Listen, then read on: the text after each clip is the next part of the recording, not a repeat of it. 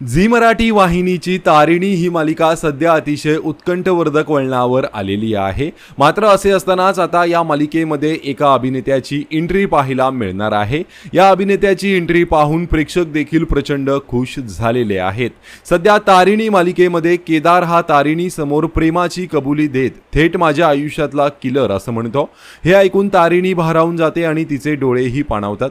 मालिकेमध्ये हे कथानक सुरू असतानाच आता अभिनेता श्रेयश तळपदे हा या मालिकेमध्ये एंट्री घेणार आहे।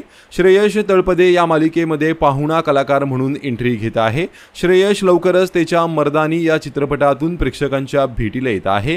यामध्ये तो अभिनेत्री प्रार्थना बेहरे आणि बाल कलाकार मायरा वायकुळ यांच्या सोबत दिसणार आहे। विशेष म्हणजे या चित्रपटाची निर्मिती श्रेयशनेच केली आहे आणि या चित्रपटाच्या प्रमोशन निमित्तानेच श्रेयश हा तारिणी मालिकेमध्ये एंट्री घेत आहे। या अगोदर झी मराठी वाहिनीच्या माझी तुझी रेशीमगाठ या मालिकेमध्ये श्रेयश, प्रार्थना आणि बाल कलाकार मायरा वायकुळ हे तिघेही एकत्र दिसले होते।